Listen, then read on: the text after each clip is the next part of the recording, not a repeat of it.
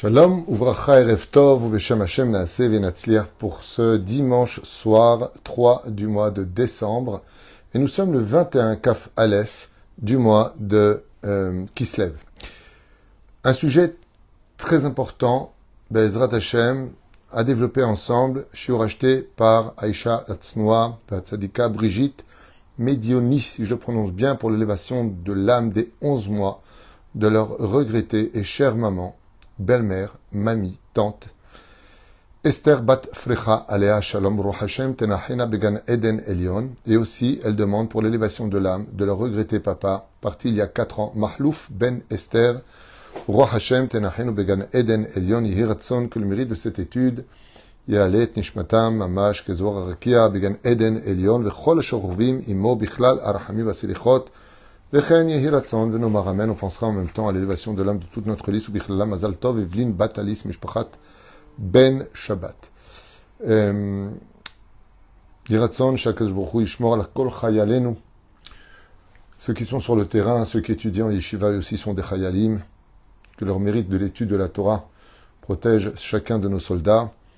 Que Kadosh Baruch Hu Bezrat Hashem Yarzir, toutes ces personnes prisonniers qui ont été enlevées pour vivre ce Gehinam, comme l'a dit le Rosh Memshala, qu'ils vivent vraiment après les témoignages de ceux qui sont sortis des mains du Hamas, qu'ils ne savent pas ce qu'est le Gehinam, mais ils disent qu'ils l'ont vécu, en tout cas sur Terre. Une jeune fille de 13 ans qui a été libérée, revenue enceinte de là-bas. On peut imaginer facilement tout ce qui s'est passé. Et on va essayer de comprendre un petit peu ensemble un mahamar de cette paracha qui me tient à cœur. J'ai même noté comme ça, avant de venir, quelques petites phrases qui me montaient à l'esprit pour cette paracha de Vayeshev Yaakov, où, comme vous le savez tous, la haine des frères a grandi.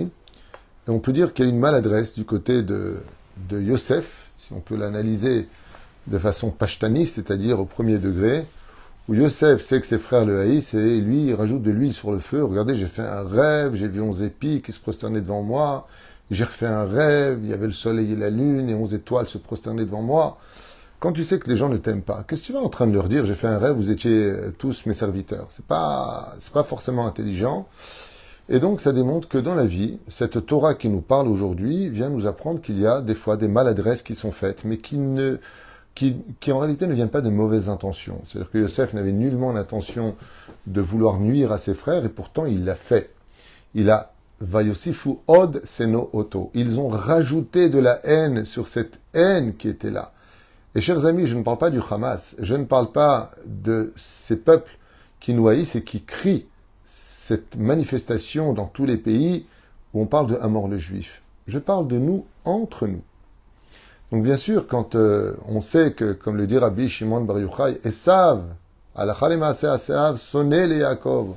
On sait que la majeure partie des nations du monde ne nous aiment pas. Le juif n'a jamais été ni aimé ni apprécié, très souvent jalousé et dépossédé de ses biens, comme l'histoire sur les pogroms l'a bel et bien montré et prouvé. Ce n'est pas un événement nouveau. Là où il y a du juif, automatiquement, il y a de la réflexion, il y a de l'attente, il y a de la discussion sur le pourquoi du juif. Mais la question que la paracha vient nous apporter ici, c'est que juste avant, si vous vous rappelez bien, dans la paracha qui Vaishlach Yaakov Malachim et Esav Achiv, qui envoyait des anges à Esav, donc son frère, quelque part, on comprend que là, il est face à des ennemis qui viennent de l'extérieur. On voit que sa fille Dina se fait violer. Donc ça vient de l'extérieur, des habitants de Shrem ben Hamor. Où bizarrement, dans ce paragraphe de la semaine dernière, eh bien, Dina a été enlevée. Eh oui, elle aussi a été enlevée et violée, et mise enceinte. Et de là va naître une fille du nom de Osnat, qui deviendra Asnat, la future femme d'ailleurs de Yosef Hatzadik. Et on voit que Yaakov va gronder la colère à ce moment-là de Shimon et Lévi, qui vont à eux deux, parce qu'ils étaient pieux et purs, décimer 24 000 soldats d'élite de Shrem à cette époque, qui va provoquer par la suite, comme c'est marqué dans la Torah, mais comme le rappelle le Ilkut Shimoni, le Otsar Agadot HaTorah, beaucoup de Midrashim, une guerre incroyable de plusieurs pays qui vont se réunir pour se battre contre la première famille juive de l'histoire, Yaakov et ses 12 fils, Be'ezrat Hashem, pour lequel Yaakov va avoir peur, en disant, mais pourquoi est-ce qu'on a provoqué une émeute internationale? Et Dieu lui dit, n'aie pas peur, je suis avec toi. Et les frères répondent, dans la paracha de la semaine dernière, je parle de Torah pour l'instant. Est-ce qu'on va faire de notre sœur une prostituée? Quoi, de façon impunément, on vient, on nous prend nos filles, on nous prend nos enfants et on les emmène, et c'est comme ça que c'est marqué ici. Et donc, une guerre s'éclate. Et cette guerre va verser du sang. Parce qu'on ne fait pas d'omelette sans casser des œufs. Quand on fait une guerre, on fait une guerre. Et malheureusement, quand il y a une guerre, il y a des morts. Et c'est toujours regrettable d'avoir des morts. C'est toujours dommage. Comme le dit d'ailleurs Yaakov, Vayera, Vayetzer, Secha Vayetzer, Vaychatz. Il n'est pas bien, Yaakov. Pourquoi il n'est pas bien? Il dit quoi? Je vais avoir besoin de tuer. Est-ce qu'on a besoin d'en arriver à tuer pour régler un problème? Alors vous savez, souvent, ce qui est incroyable dans cette paracha qu'on a lue la semaine dernière, ce qui m'a vraiment le plus choqué, ce qui est vraiment le plus choquant, c'est les Midrashim qui ont été écrits il y a 2000 ans en arrière et ce qu'on vit aujourd'hui. C'est incroyable. J'aimerais vous faire partager, c'était pas du tout prévu dans le cours, mais une petite parenthèse qui me tient à cœur, que j'ai lue pendant ce Shabbat et qui m'a fait vraiment, waouh, un tilt. C'est que dans Otsar Agadot HaTorah, qui réunit plusieurs Midrashim, entre autres du Talmud, il y a marqué que quand les nations du monde se sont réunies sur Israël, donc la petite première famille de notre peuple, Yaakov et ses fils, ils ont dit, mais tu te rends compte ce qu'ils ont fait? Deux de leurs enfants ont tué les 24 000 habitants de Shrem. Il faut venger cette mort. Ce sont des assassins. Le Midrash, il y a 1000 ans et 2000 ans en arrière, vient nous annoncer que les nations du monde, autour de cette histoire, qu'est-ce qu'ils ont vu? Ils ont vu qu'on leur a annoncé qu'il y a eu des morts du côté des habitants de Sichem, donc de Shrem. Il n'y en a pas un qui rappelle pourquoi. Pourquoi il y a eu 24 000 morts à Shrem? Parce que Dina a été enlevée, qu'elle a été violée, et qu'elle a été reviolée, et qu'elle a été reviolée et violentée, comme c'est marqué dans la Torah. Et les Chachamim nous disent, ça, ils ne l'ont pas rappelé. Vous savez à quoi ça ressemble? C'est quelqu'un qui passe à côté de toi, qui te met un grand coup de cutter sur la joue. Toi, tu répliques, tu le pousses contre le mur, et on va voir qu'une seule chose. Pourquoi tu l'as poussé contre le mur? Ben parce qu'il m'a donné un coup de cutter. Pourquoi est-ce que les frères se sont levés? Quoi. Ils vont venir de façon impunément prendre ce qu'ils veulent et faire ce qu'ils veulent. Oh, on se calme.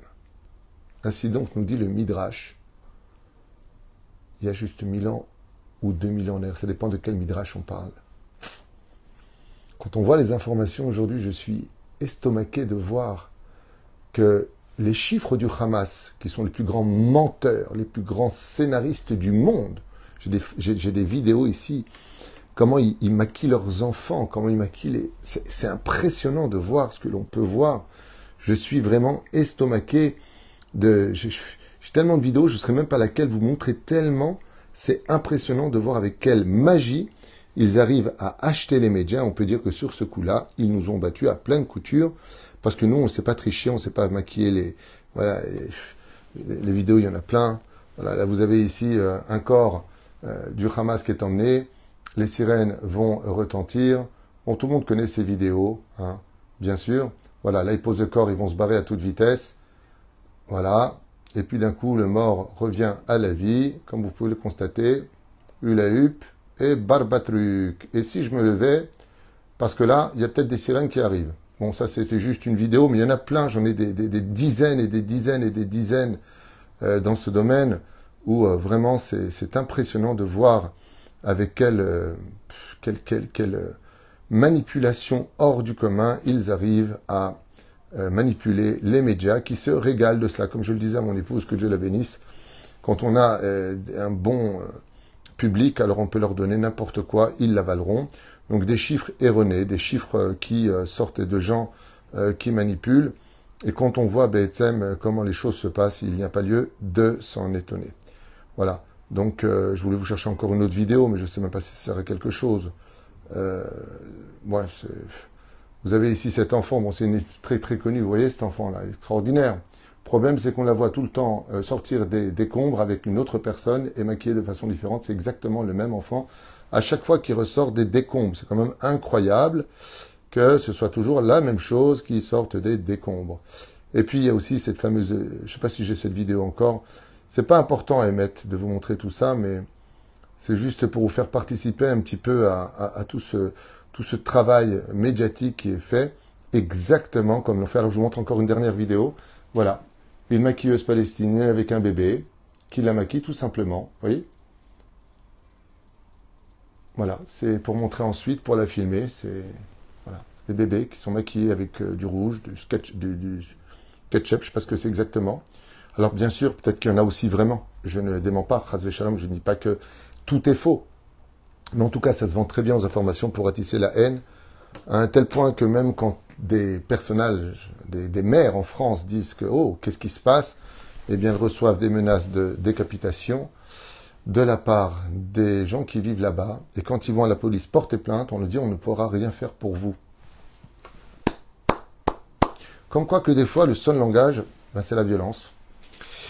Hachem Ishmor Verachem, en espérant Bezrat Hachem que la paix revienne vite. Mais c'est vraiment dommage que la violence n'a le droit d'exister que d'un côté et que de l'autre côté, on ne doit que dire merci pour les coups que nous prenons. Je referme cette parenthèse qui me tenait à cœur face à un tel mensonge. Mais là, par contre, ce que je vais dire n'est pas à l'avantage des Juifs. Parce que nous sommes dans la Torah, et moi, par contre, contrairement à cette union de haine contre nous, eh bien, la Torah, elle, ne mâche pas ses mots en ce qui concerne des fois le comportement que nous pourrions avoir nous-mêmes face à nous-mêmes. Et donc, quand je viens dans la paracha de Vayeshev Yaakov, on peut constater que les frères haïssent un autre juif. Et ce que vont faire les frères dans cette paracha fait peur.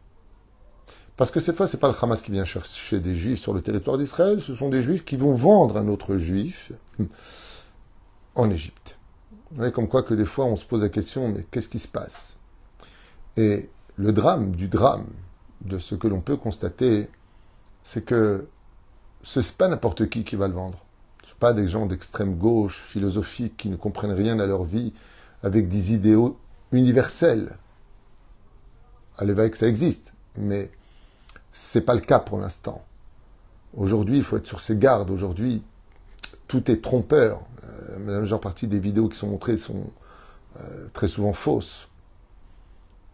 Là, on parle de rabbinim. On parle de gens exceptionnels. Là, on parle de choses qui sont touchantes.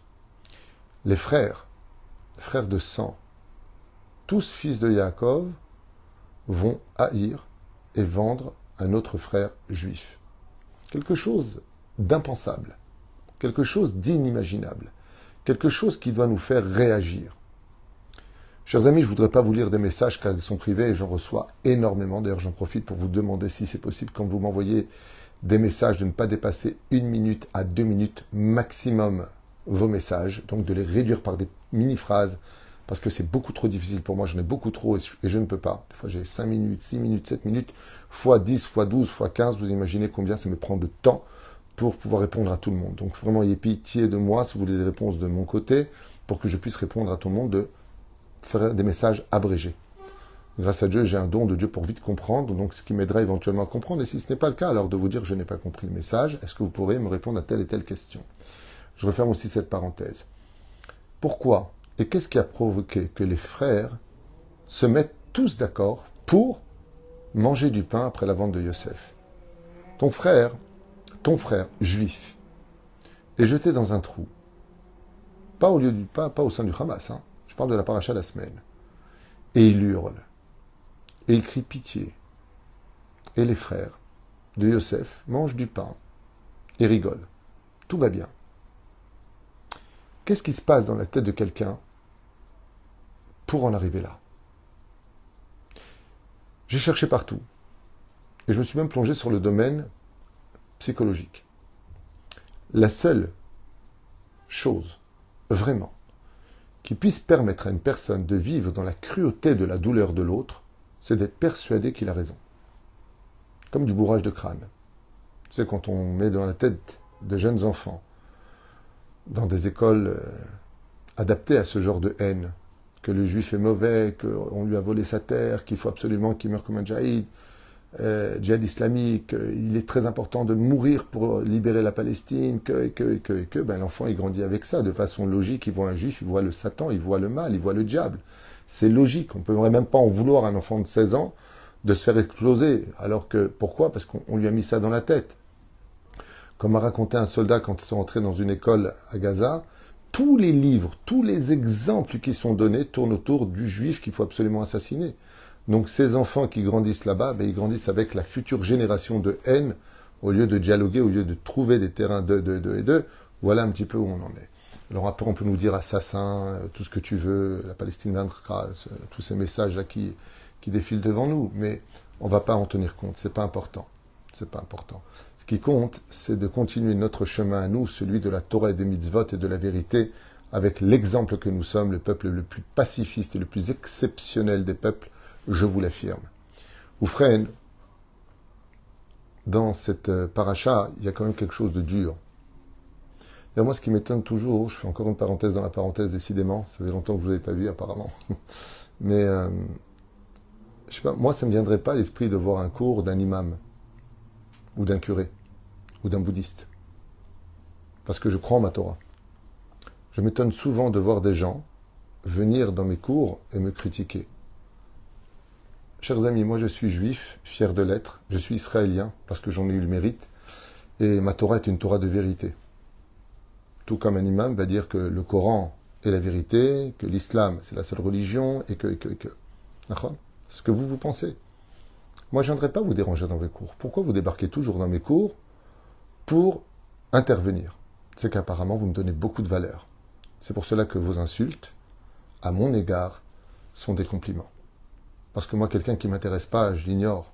Mais vous êtes toujours présent dès que je fais un cours à me dire « On vaincra, on vaincra ». Arrêtez de le dire. Essayons de le vivre. Ok.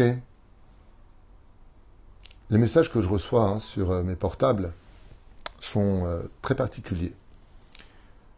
Des maris qui malheureusement s'en prennent à leurs femmes, des femmes qui vont des fois voir ailleurs. On ne m'appelle pas pour me dire je vais bien, j'ai de l'argent, je suis en bonne santé et je vais bien. Si je regarde mon portable du début à la fin de tout ce que j'endure toute la journée, c'est mon père est sur le point de mourir, j'ai mon mari qui m'a quitté, j'ai la rate qui se dilate, le menton qui est trop long. Vous imaginez un petit peu que quand on m'appelle, c'est pas pour de bonnes nouvelles, c'est très rare, c'est souvent pour me demander des conseils face à des catastrophes qui souvent interviennent dans la vie de chacun de nous. Mais ce que je peux constater un petit peu avec du recul, c'est qu'en fin de compte, celui qui fait le plus de mal à l'autre, c'est nous-mêmes. C'est nous-mêmes. On se fait du mal. Parce que même pendant ces moments de sirène, où depuis que cette trêve a cessé, on a reçu des centaines de missiles, je ne sais pas si vous êtes au courant, enfin, pour ceux qui vivent en Israël, vous l'entendez au rythme des sirènes, on court constamment dans les abris. Constamment dans les abris. On court, mais ça personne n'en parle de ces fameuses missiles que nous recevons. Ça n'intéresse personne. Parce que Am Israël est protégé par Dieu. Parce qu'on n'a pas de Barzel grâce à Dieu. Parce qu'on a où se cacher. Nous, on ne met pas nos enfants devant. On les prend avec nous, on les protège. On ne les met pas dans les rues. On les protège. C'est un peu de réfléchir à ce que je vous dis. Vous allez voir pour ceux qui sont antisémites que ça va faire un petit peu plus bouger vos ménages. Nous, les Juifs, jamais vous verrez nos enfants dehors comme une muraille protectrice de soldats qui tirent derrière eux. Nous, on protège nos enfants. On est prêt à donner nos vies pour eux. C'est pour ça qu'il y a moins de morts chez nous. Parce que nous, on rentre dans le bunker. On se protège. Eux, ils sortent pour faire des victimes. Mais bon, je ne sais pas pourquoi je me suis promis de ne plus parler de ça pour l'instant. Mais c'est tellement d'actualité. Quand je vois la Torah, je vois ce qui se passe autour de nous. C'est vraiment impressionnant. Quoi qu'il advienne, je voulais vous dire que cette situation est marquée dans le Talmud il y a 1800 ans en arrière, duquel il est marqué Oive ish anshe beto, que les ennemis de la fin des temps seront les propres personnes de ta propre maison. Ça veut dire que personne ne pourra plus nous faire de mal dans l'absolu que nous-mêmes on pourra s'en faire à la fin des temps. Oive ish, les ennemis de chacun de nous viendront de ta propre maison. Qui te menacera? Qui t'empêchera de dormir? Des guerres où les enfants seront fâchés contre les parents, de guerre pour lesquelles, malheureusement, les couples s'entre-déchireront, sans tenir compte de la douleur que l'on provoquera dans le cœur de l'un et des autres.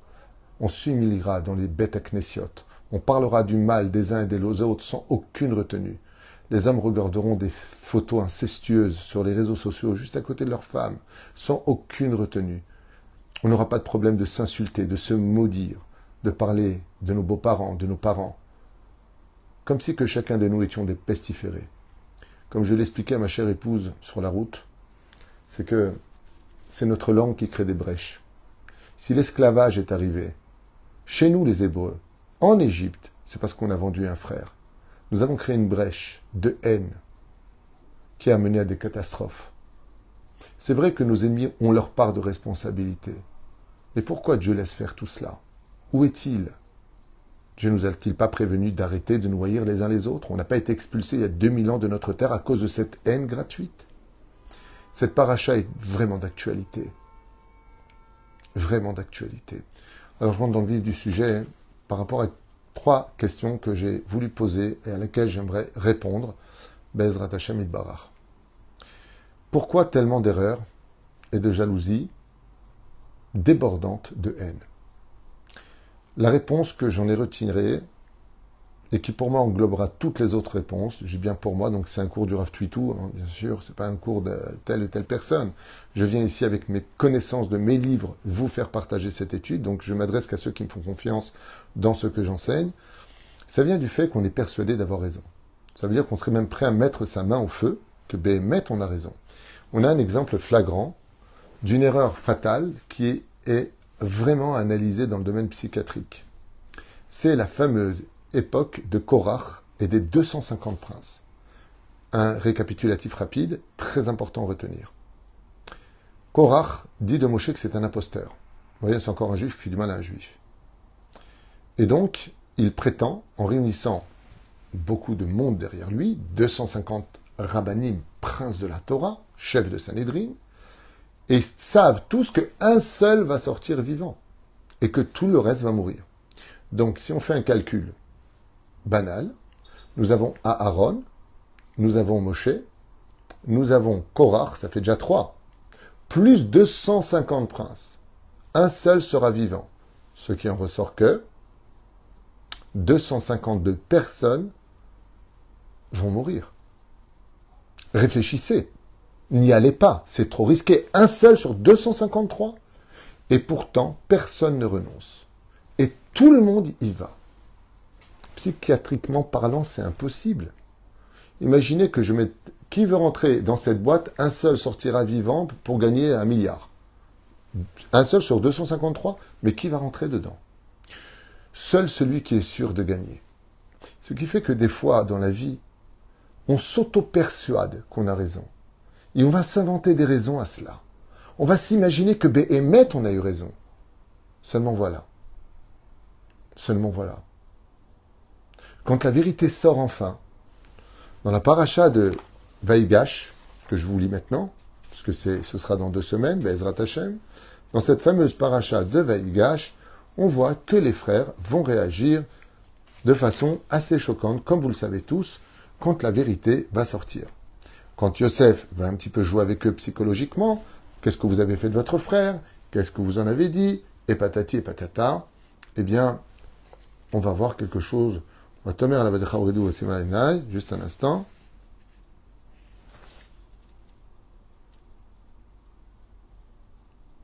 Voilà. Écoutez bien la réponse.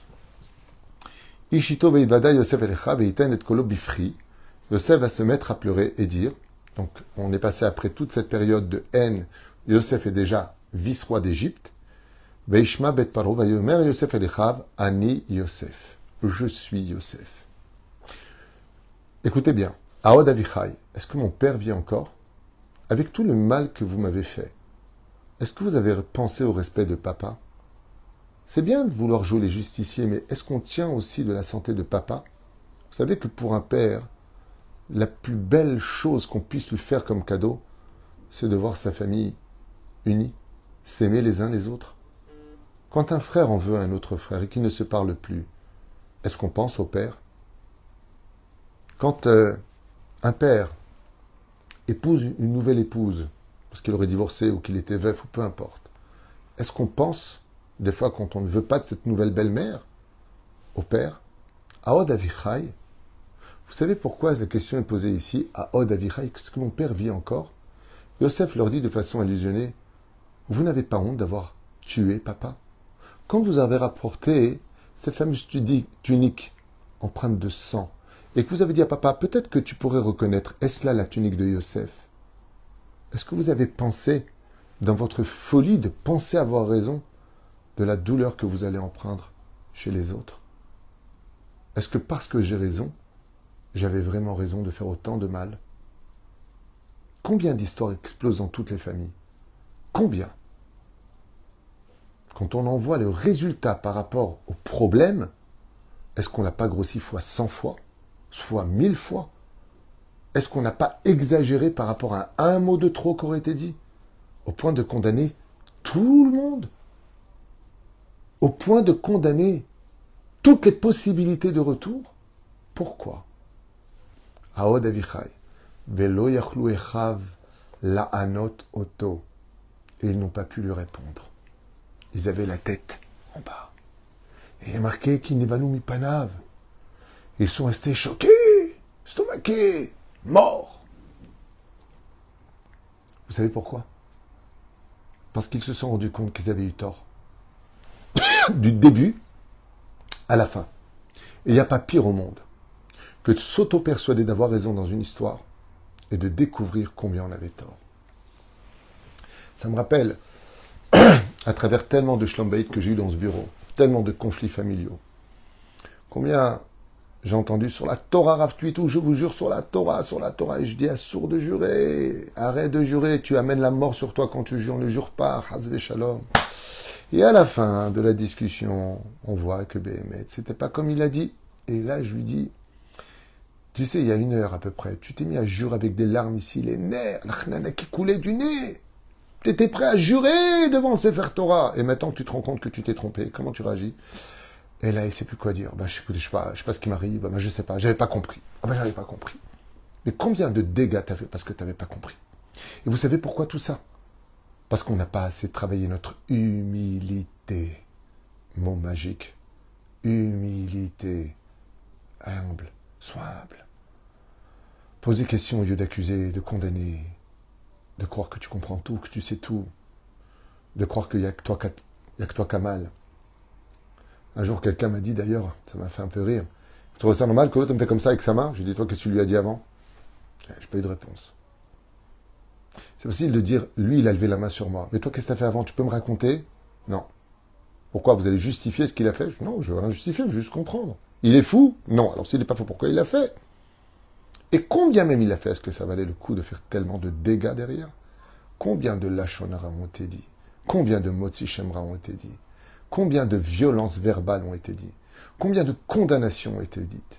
Il n'y a pas besoin du Hamas. On fait super bien le boulot entre nous. Parachat à Shavour. Vayeshev Yaakov. Il a porté le deuil. Yaakov n'a plus de roi HaKodesh. Il voit tout noir devant lui. Il ne comprend pas. Et vous savez ce qu'il ne comprend pas? Pour quelle raison chacun pensait qu'il avait raison, d'avoir raison? Il y a plus important que la raison, il y a la paix, il y a le shalom. Et ça, personne n'y pense. Chacun reste sur ses positions de lion, d'orgueil, le buste gonflé. Zot abaya shelanu. C'est là qu'est tout notre problème. La Gemara, elle nous dit une phrase qu'un jour a dit une personne. Il a dit, je vous raconte cette histoire, elle est très belle. Je vous raconte cette histoire, elle est très belle. C'est un témoignage qui est extraordinaire. C'est une vraie histoire. Ce que je vous raconte, c'est pas une métaphore ni une allégorie, c'est une vraie histoire. Ouvrez bien grand vos oreilles.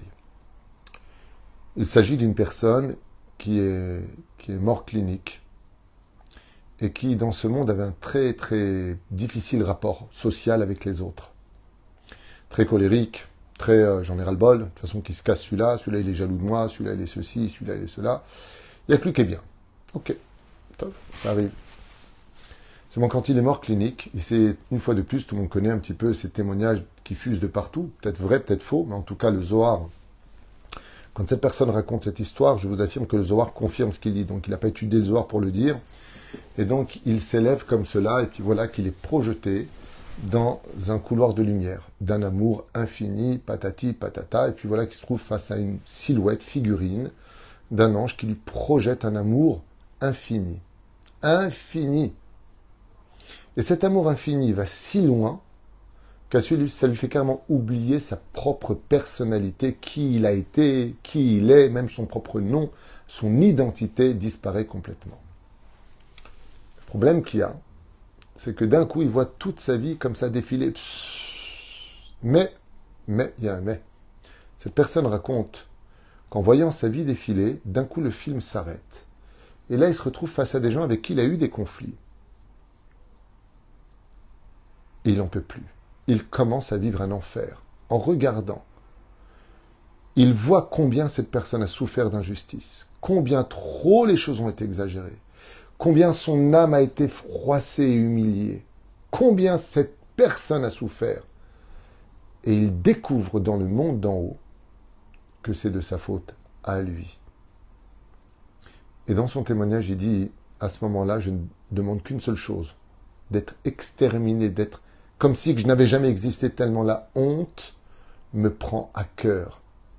Parce que dans le monde d'amour absolu, dans le monde de la justice et de la vérité, quand on se rend compte de l'exagération, du mal qu'on a fait à une personne, c'est ce qui nous tue le plus. Mais on ne s'en rend pas compte. Quand un homme humilie sa femme, lui parle mal, ou qu'une femme fait un geste dénigrant l'autre, à son mari, que l'humilie en public, qui se parle mal, à crever, espérons que ceci, espérons que cela, on se fait du mal. Si on voyait combien dans le ciel, pour le mal qu'on vient de faire à l'autre, on aura honte. Regardez bien ce que nous dit le texte. Je suis Yosef, votre frère,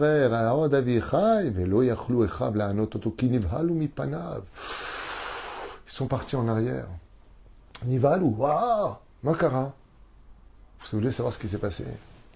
Ils se sont rendus compte qu'ils avaient eu tort. Je répète cette phrase qui paraît si rapide à entendre. Les frères, tzadikim, qui auraient mis leurs mains au feu en disant Dieu, on a raison de le vendre.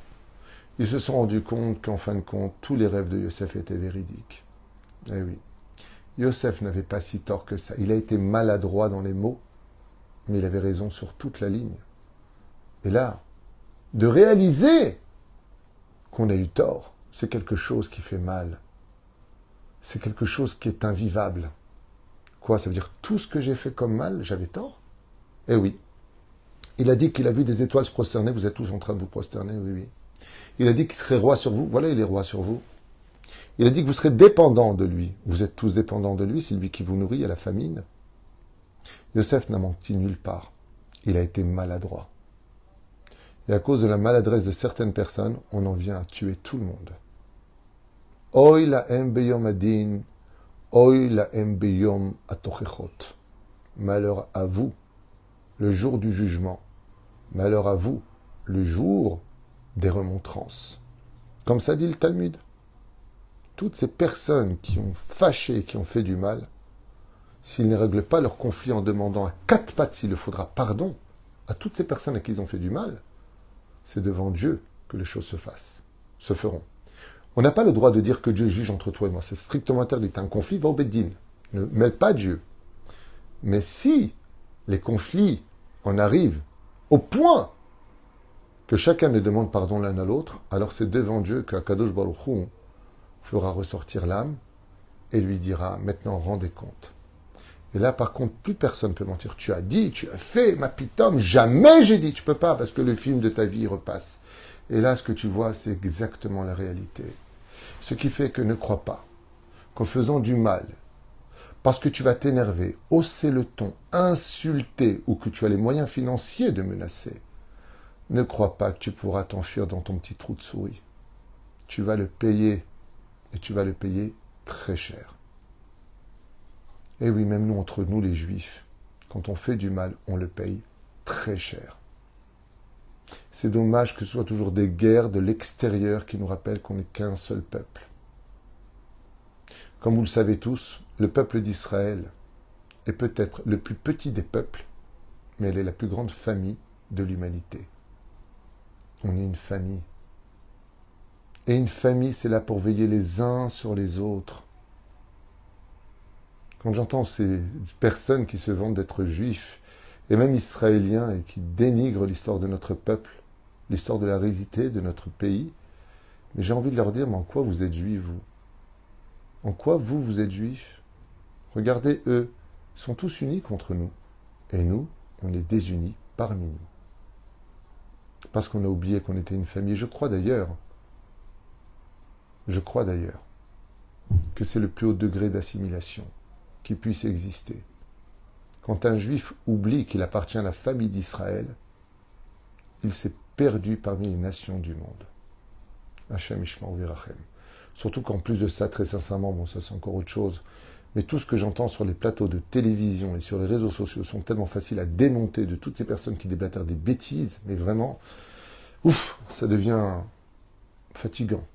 Mais bon, comme on le sait, il n'y a pas plus aveugle que celui qui ne veut pas voir, il n'y a pas plus sourd que celui qui ne veut pas entendre. Et la deuxième réflexion sur les trois questions, c'est pourquoi ce temps est passé à être gâché par des colères au lieu d'avoir tout simplement été passé à régler les problèmes pour retrouver le sourire. C'est le deuxième meurtre qui a lieu pendant les conflits. C'est ce temps, des fois, ces semaines, ces mois, ces années, où on a vécu fâché, pour en fin de compte, 3-4 ans plus tard, faire la paix. Mais ces 3-4 ans plus tard, ils seront irrécupérables. Pas de fête ensemble, pas de Shabbat ensemble, pas de vacances ensemble, pas de souvenirs ensemble. Alors on se dit après, c'est dommage. Allez, ça fait 10 ans. Il serait temps de faire la paix. Cette phrase, il fallait la dire avant. Parce que ces années maintenant, elles sont mortes et irrécupérables. La troisième chose, cette paracha vient nous remettre en question sur nos relations familiales et sociales, quand plus tard est sortie la vérité, les frères s'excusent et Yosef pardonne, et c'est le troisième point, qui est le plus dur. Voilà ce qu'on en ressort dans le livre Torah de Kohanim, donc un commentaire extraordinaire, un livre assez épais, Yotze Min HaKlal, qui dit que, à la fin de la paracha de Vayechi, donc 12e paracha du livre de Bereshit, les frères s'excusent. Ils enterrent Yaakov, et ils disent à Yosef, maintenant tu vas te venger de nous. Il dit, ma putain, moi je ne vais pas me venger de vous. Vous êtes mes frères, je vais vous nourrir, je vais veiller sur vous. Mais, n'oubliez pas un détail. Vous avez vu le mal, tandis que Dieu n'a vu que le bien. Ce que veut dire Yosef, c'est qu'après tout malheur, même dispute familiale, même divorce, Hachem Ishmael Virachem, que Dieu nous protège, il y a toujours un bien qui ressort. Il n'y a jamais de mal. Dieu ne sait pas faire de mal. Mais la bêtise humaine, c'est la bêtise humaine. Et donc le libre arbitre va emmener l'homme à commettre des erreurs, mais Dieu, dans sa magnificence et sa grandeur, finit toujours dans nos erreurs de nous accompagner à quelque chose de beau. C'est ce que ça me rappelle un petit peu. Je suis toujours subjugué de voir des gens qui, des fois, avec un bout de bois ou jettent, vous savez, ils ont une toile comme ça, ils prennent des couleurs et puis ils les jettent. Ça ressemble à rien du tout. Et en fin de compte, ça sort une magnifique image. Ça, c'est Dieu. Dieu, il a cette force extraordinaire du n'importe quoi qu'on fait de nos vies, d'en sortir toujours quelque part une très belle image ensuite. C'est incroyable. Et c'est pour ça qu'on dit Gamzo les Tova. Même si malheureusement, Zo lo hayatov, yetze les Tova. Mais qu'est-ce qu'on peut constater? Les 10 martyrs, qu'on lit d'ailleurs le jour de Yom Tisha B'Av, le 9 du mois de Av. Les 10 qui ont été punis. Un prophète les appelle et leur dit, n'est-il pas marqué dans la Torah que quand des Juifs vendent leurs frères, ils sont mis à mort? Alors les rabbinim ont dit oui. Il dit alors? Il dit, mais je n'ai pas lu dans votre Bible que les 10 frères qui ont vendu Yosef, 9 plus la Shechina, ils ont été tués. Alors, vous devez mourir pour expier leurs fautes. Le Harizal nous dit qu'effectivement, tous ces tzadikim, jusqu'à Rabbi Akiba, de Rabbi Ishmael ben Elisha, Rabbi Arman Shimon ben Gamiel, tous vont être mis à mort, car ils étaient tous les réincarnations des frères qui ont vendu Yosef. Et de là, écoutez bien, ce troisième point, c'est le plus dangereux de tous. Mais je vous dis vraiment livrer un cadeau de l'étude, quelque chose qui vaut de l'or, pour ceux qui veulent écouter. Quand vous aurez fait du mal à une personne, chas v'shalom, et que vous aurez obtenu son pardon, c'est pas suffisant. Parce qu'on a vu ici que Dieu, il a fait payer aux frères le mal qu'ils ont fait à Yosef. Beaucoup plus tard, ils se sont réincarnés et ont été mis à mort de façon affreuse par les Romains. Pourquoi? Parce qu'ils avaient vendu Yosef. Vous savez pourquoi? Parce que quand Dieu voit des Juifs qui se haïssent, quand il voit des couples où ça hurle, où ça s'insulte les uns contre les autres, la Shrina, elle a honte de nous. Dieu, il a honte. Comme je le dis souvent, je pense que l'un des plus beaux compliments que puisse dire un père de ses enfants, c'est la phrase suivante. Elle est de moi, donc peut-être que quelqu'un l'a dit avant moi ou après moi, mais moi, j'ai jamais entendu, si ce n'est que de ma propre réflexion. C'est quand un père dit à son fils, tu sais, on ne choisit pas ses enfants, on a ce que Dieu nous envoie, on ne sait jamais ce qui arrive. Mais sache que si j'avais pu choisir, c'est toi que j'aurais voulu pour fils. Ce genre de phrase, c'est la fierté de Dieu quand il regarde le peuple d'Israël. Mais quand il nous voit tous, les uns contre les autres, nous faire du mal les uns contre les autres, alors c'est pas que Dieu regrette de nous avoir choisis pour nous donner sa Torah, mais c'est qu'il a honte de notre comportement. Et qu'est-ce que fait un père qui a honte? Il se retire. On ne ressent plus Dieu. Il est moins avec nous. C'est pour ça que la Gemara nous dit dans Sota Yudzaïn Amud Aleph, Zug Shezacha Shrina Shruya Benehem. Quand le couple il a du mérite, la Shrina réside parmi eux. C'est quoi ce mérite? Quand ils vivent en paix, dans l'amour et la joie, selon la Torah de Moshe et d'Israël. Pas n'importe quoi. Pas le couple, ils respectent pas la Nida, mais ils sont heureux. Non, ça c'est pas de l'amour. Tout ce qui n'est pas kasher n'est pas de l'amour. Mais le créateur du monde ne réside pas dans la Touma. Même si c'est marqué Veshachanti Betor Tumotam. Le créateur du monde, il a du mal à vivre avec l'impureté. Mais le respect, par contre, feront de nous ce qui différencie l'homme de l'animal. Et la reine, Chazal nous disent, quand plus tard est sortie la vérité et que les frères ont obtenu le pardon de Yosef, ils ont oublié un détail. Avaient-ils obtenu le pardon de Dieu pour le mal qu'ils lui ont occasionné alors que c'était la première famille du peuple d'Israël? Nous perpétuons les mêmes erreurs. À nous d'arrêter cette hémorragie. À nous de réagir et d'offrir le plus beau cadeau qu'on puisse offrir à nos parents, c'est de leur dire vous avez réussi à créer une famille unique, une famille unie et une famille qui s'aime. Ça, c'est le cadeau qu'on puisse offrir à nos parents. Même les non-juifs le savent. Quand des frères se disputent, quand j'étais enfant en pension, des fois j'entendais cette phrase, il doit se retourner dans la tombe. Parce qu'on a mal, même après la mort, l'âme continue à vivre juste sans le corps. Mais quand les parents voient leurs enfants vivre harmonieusement, veiller l'un sur l'autre, s'aimer les uns les autres, alors ils peuvent dormir en paix. Alehem hashalom. Sheneemar Hashem evarech et amo bashalom. Quand il y a le shalom dans le couple, quand il y a le shalom entre les frères et sœurs, entre les belles-sœurs, entre les belles-filles, les belles-mères, entre les beaux-fils, les beaux-pères, peu importe. Quand tout le monde vit dans le respect, l'harmonie et le dialogue, même si on n'est pas d'accord, mais on ne se manque pas de respect. Et on continue à se parler.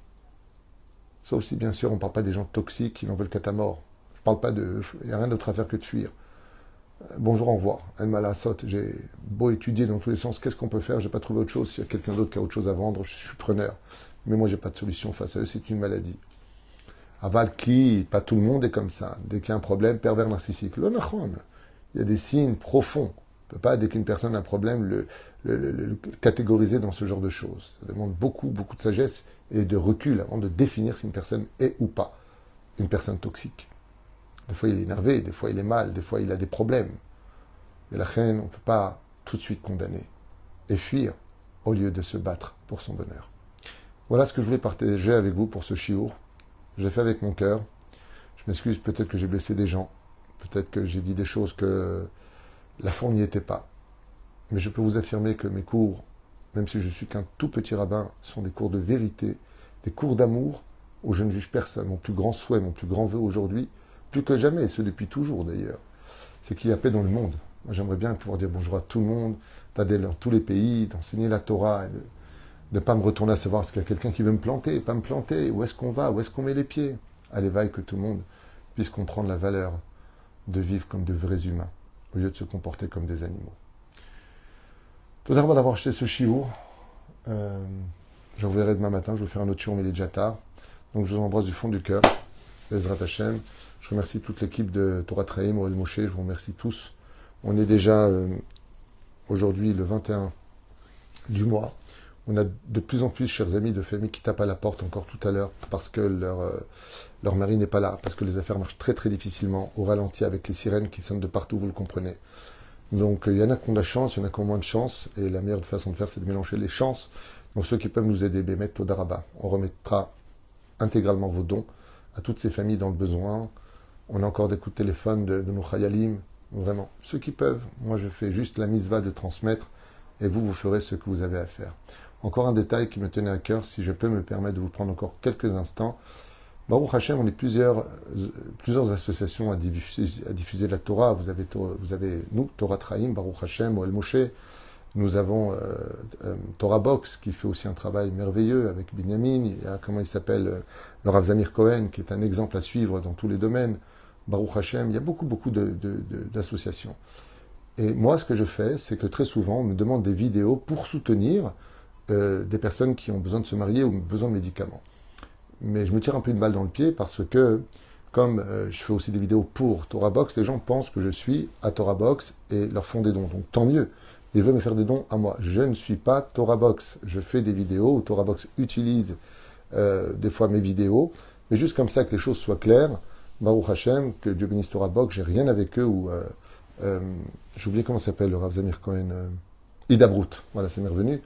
Je ne suis ni Torah Box, ni Ida Brut, je suis Torah Traim, Oel Moshe. Je voulais simplement le partager avec vous, parce que je rencontre des gens dans la rue qui me disent « Tutu, je vous fais un don tous les mois de 1000 shekels, hein, j'espère que vous êtes contents. » Je dis « Mais j'ai pas votre nom, vous êtes qui ?»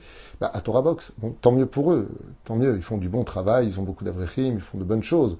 Mais celui qui veut faire un don chez le Rav Tutu et soutenir mes œuvres à moi, je n'ai rien à voir avec eux, ni avec l'un, ni avec l'autre. Moi, c'est Torah Traim, Oel Moshe. C'est tout. Donc celui qui veut me soutenir dans les 84 avrechim que nous avons ici, et toutes les familles dont on s'occupe, et tellement de choses, avec le Binyan, Bezrat Hashem qui avance à grands pas, malgré toutes les difficultés que nous avons, parce qu'il n'y a toujours pas eu d'élection avec le maire, eh bien, moi c'est Torah Traim, chers amis, et non pas quelqu'un d'autre. Bracha v'atzlacha, et merci d'avoir partagé et de partager ce cours. Que Dieu vous bénisse.